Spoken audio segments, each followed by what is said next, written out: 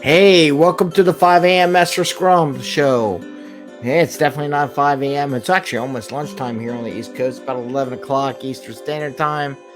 And we are rocking and rolling. And I wanted to take some time and think about what I was going to say today, because this is an important topic about stakeholders trying to disguise new requirements or stories as bugs. And I'm going to give a suggestion or tactic on how to minimize that issue. I'm not going to say it's going to get rid of everything, but I'm going to give you something that you could use or potentially use to help mitigate that problem.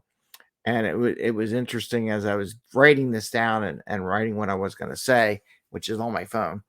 And if you do follow us, you should get signals by your phone that we are live someday. I got a little signal here. Maybe. Because I got my topic on there. Anyway, so it was interesting. A lot of things went out. Last night we did our meetup with Karl Fryburg.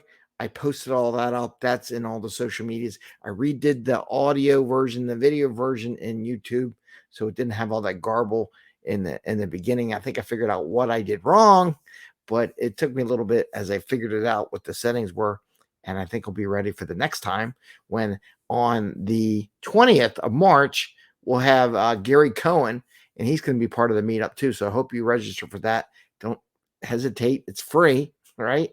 And for those who did register last night for Carl's thing, I do have your free books that he offered to everyone who attended the meeting, and I will send you emails. So see, you get free stuff. It's good sometimes. I'm not going to say get free stuff every time, but I do. But let's talk about today.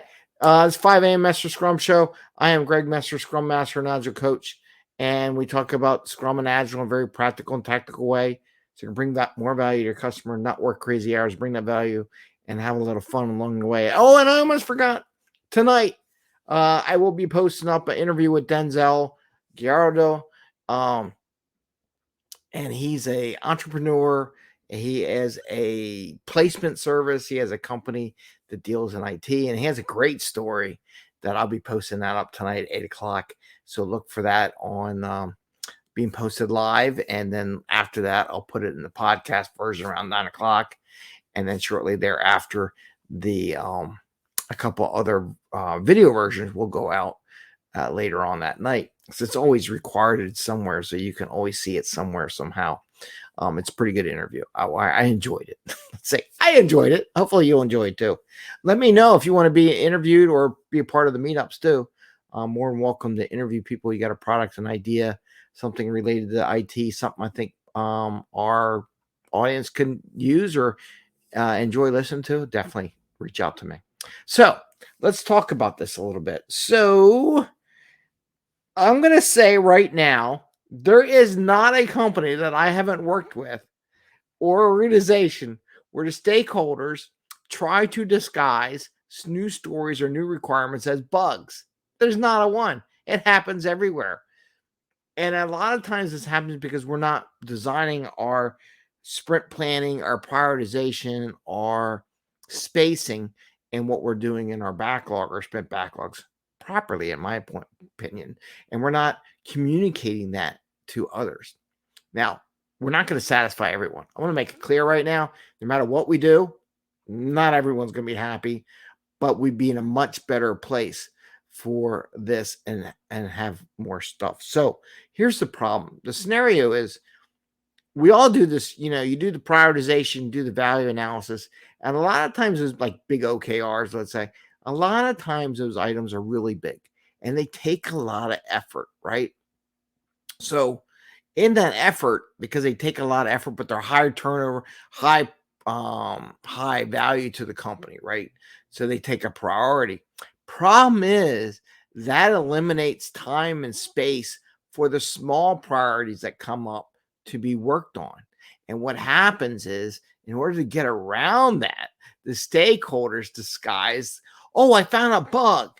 It's not a bug. It never existed. The requirement never existed. Not to say they all do this, but they do, right? And it never existed. So a solution behind that. So I'm going to kind of draw this on the whiteboard a little bit, maybe give it a shot. You know, maybe. So if you did your sprint planning, I'm going to draw this on a whiteboard. I don't know if it'll do anything.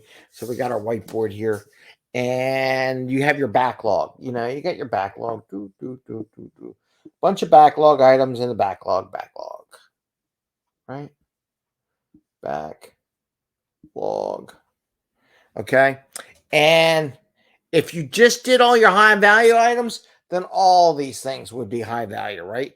And there would be no room for these little guys. Where are you going to put these little guys? What about us? What about us? Ooh, we got no room to fit. There's no room to put the little requirements into the thing, right? So what the people will do is they'll disguise these as bugs. All right, little bugs. Little bugs. They'll make them little bugs, little antenna. They'll put them in there and they'll try to go, hey, it's a bug. It's a production bug. We need to fix it now, right? Oh, disguised. So they're going to disguise it. Production bug. Right? Problem is it never really exists, right? Never existed, right? So here's my offer what you should think about for when you do your planning. So planning for small stuff. Now, if you're putting your big items in there, let's say you put 3 big items in there, that maybe this is now 60%, right? Maybe this is 60%. Maybe you do another 15%. So we got 60, we got 40, maybe 20%. So maybe this 20% is real production issues.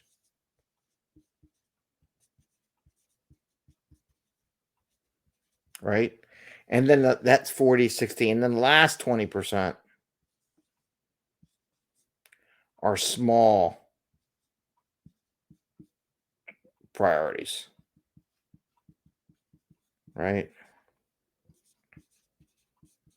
That gives you 100%. Now, you can play with these percentages depending on what your company likes. Do you like to do the bigger ones? I'm putting this in here so they can see it. Do you need more than 60% to be on the top priorities? Fine. Then minimize the other 2. But now when you do this is how it works. This is key. You tell your stakeholders that we have these are the major movers and shakers that we're working on our sprints. We are going to reserve 10 to, I think I wrote 15%. So somewhere between 10 and 20% for small priorities to come up, things that you want to do, but there's no way on this planet they're going to get past the bigger ones, right? They're never going to be more valuable than the bigger ones. It ain't going to happen, right? So you have a little priority session for these small things. So if you have 100 points in your sprint, 10 points to 20 points goes to these smaller priorities. And you have discussion with these stakeholders. Okay, for this 10, 20 points worth of work or 10 to 20% worth of work, what small priorities are we going to do? And you give that as an opportunity for everyone to put in the smaller priority items into the backlog, and you reserve it. I mean, you literally reserve it, and you broadcast that out. What does this do? And why do I say do this? Because right now, your stakeholders don't see a avenue for them to get their smaller priority, smaller things that are, good value and for the customer, small value pieces into production because you are obsessed with these large items. They're like, I give up. How am I going to do it? Voila. I'm going to disguise them as bugs because I know production bugs take a priority in the system. So if I make it a bug, even though it's not a bug because it never exists as a requirement, I'm going to call it a bug. And then you go through this whole, it ain't working, it's not there, and you have to do the research and look at the requirements because it never was a requirement in the first place, therefore was not a bug, right?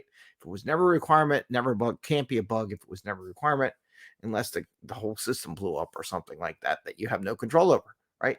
So it's not really a bug. So they would do this way.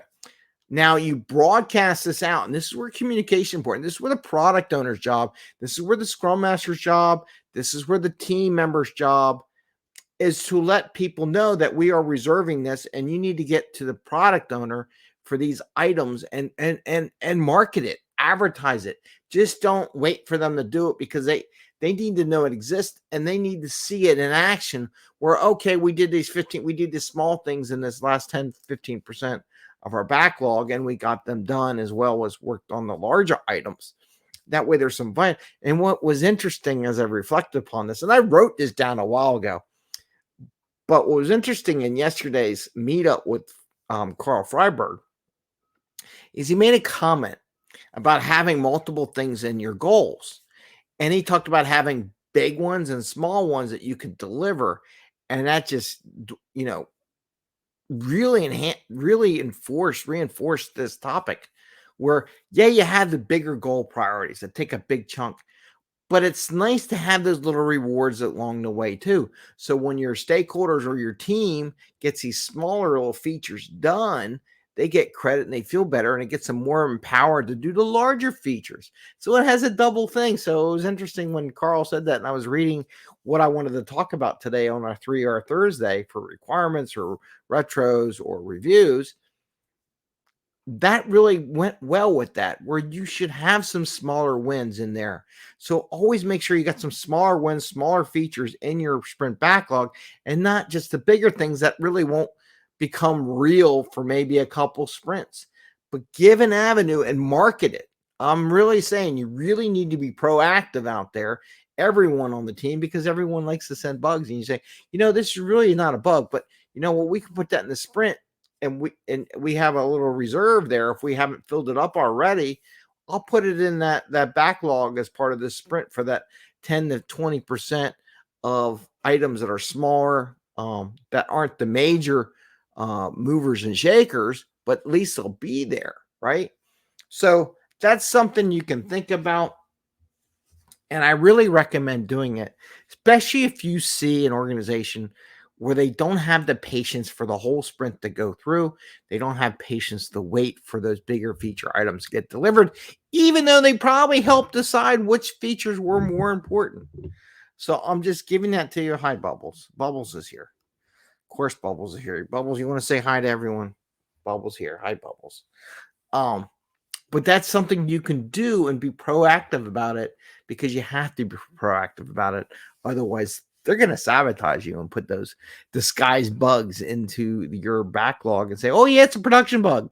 In reality, it wasn't. It was a new requirement, but they call it a production bug because it's the only way they can think of to get around the system of prioritization in your sprint backlog.